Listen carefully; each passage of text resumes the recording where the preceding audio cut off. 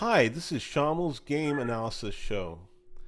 Uh, Today I'm going to be going over a recent game that happened 3 weeks ago. It was a 30-minute, 10-second increment casual classical game between me, advancecoder at 1697, and Lucknow Wizard 2 at 1912. Okay? And that's a preliminary rating. All right, so let's go off to what happens now, okay? Now, let's see. What's the typical opening that I usually do? I usually do a knight to f3 or a pawn to d4, okay? Or a pawn to c4, okay? So let's look at this match. What I did. Okay, I did my knight to f3, okay? And this guy being a 1912 preliminary, I have no idea what to expect. I've never played him. And I thought this was an exciting game because I could increase my rating one more time and get above 1700. So how does he respond? He responds by moving his pawn in the D file to D5. Okay. Now, this type of opening right now is really interesting because he has his queens defending that pawn, and then he can move his rooks, his bishops, he can do all sorts of stuff and start developing for the board. Okay, whoa, whoops. Okay, okay. And so how do I counter that? I move my pawn to d4. Now, why did I do that? Because I want to secure this, and secure this, attack these two boxes, these two positions, and also attack this, double attack this position. So how does he respond? He responds by going for a outside attack on c5. Okay. Now, what I have these two pieces guarding this particular pawn. I don't have to worry. Just keep on developing as normal, or I can start supporting it some more. So I support it by moving my pawn to c3. And then he moves out his pawn to e6, and that's exciting because it allows him to move his bishop, allows him to not worry about this pawn, have move his queen out. It gets exciting. So I start developing and start my process for castling by moving my pawn on g3, and then he moves his knight to c6, okay, attacking my pawn again. There's going to be some sort of exchange now, but I keep on moving for the king castle side, king castle king side, and then he moves his bishop out so he can move. Possibly, it could be that he's going to do queenside castle or something else. We don't know. Move his queen out, attack my queen side. We don't know. We don't know right now what he's thinking. And then I do a castle, a kingside castle. So I put my king in a safe place, away from harm's danger, because this is most of the time what problems happen is when you don't castle either kingside or queenside, or you fully develop your pieces but you don't castle, and that causes all sorts of problems. There's all sorts of holes in your defense. They attack with your queen bishops, and you're in big trouble. So here's the next move: the bishop to e7, and here he's preparing to take out the ammunition so you can castle kingside or queenside. We don't know right now. So my response is to move my castle out so I can support my e2 pawn, so I can develop it furthermore and start pushing my pawns so I can develop the center as my king has already been castled. The Lucknow Wizard 2 moves by doing a knight to f6, now steering the way for a kingside castle. I start attacking that knight with a move to bishop to g5, thus attacking this particular line but it's not really attacking. It's just ruining his particular advantage he has of developing in my way. There's nothing. This is like a no-brainer because there's nothing else to do.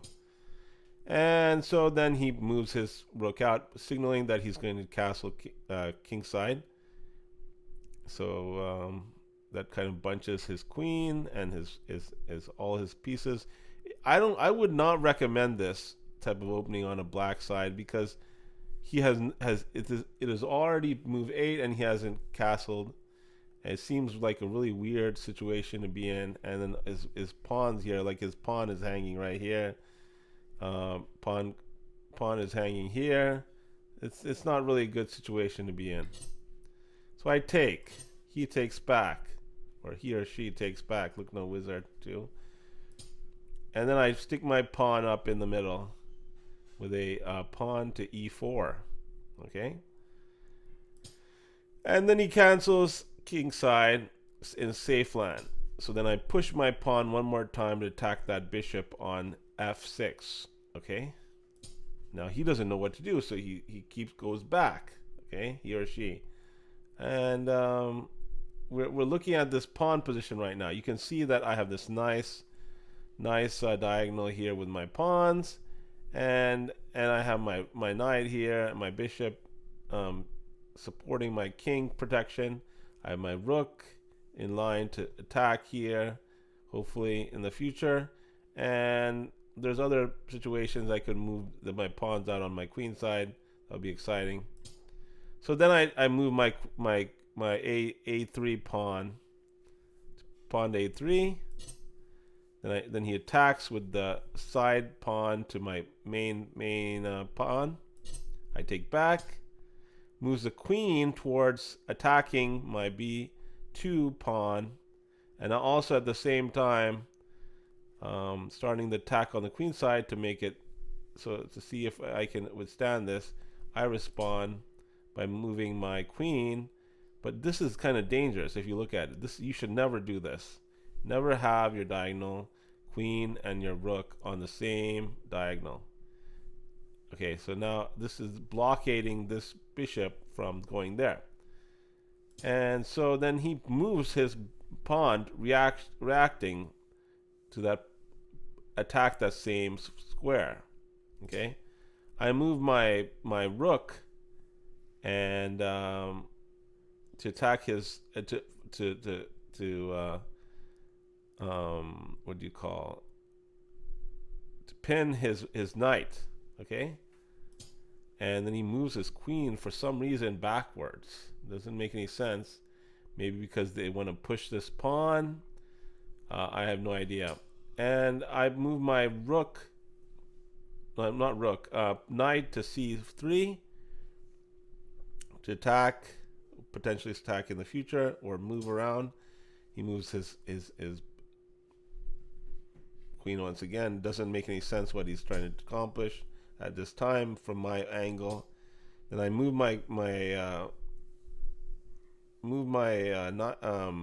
knight again to set up, attacking on this side, on the king side, and then he moves his pawn to start the process of advancing his queen side pawns.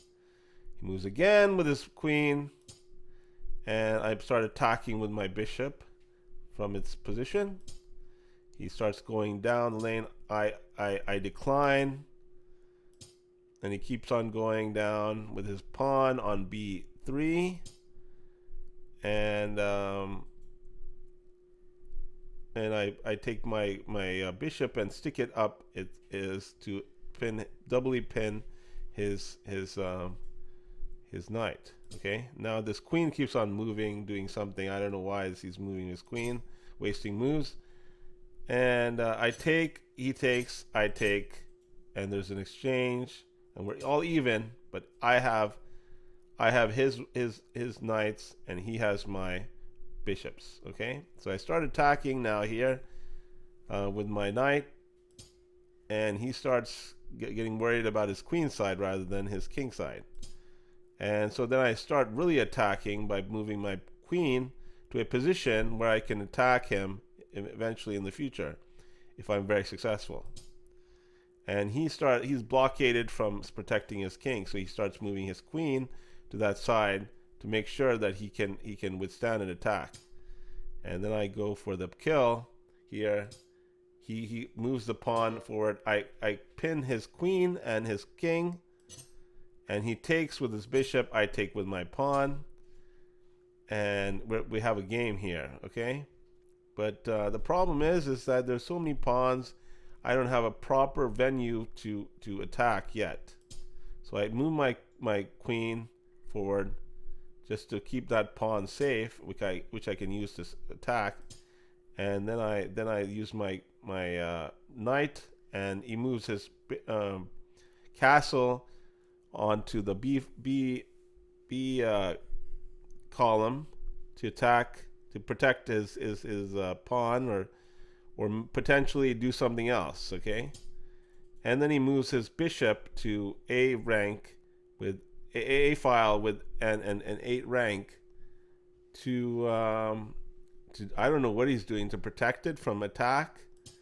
And then I move my knight to G4, trying to set up a check, okay? Moves his queen, very worried about the situation. Now I move my particular pawn to H4, keep on it, trying to attack that pawn on G6.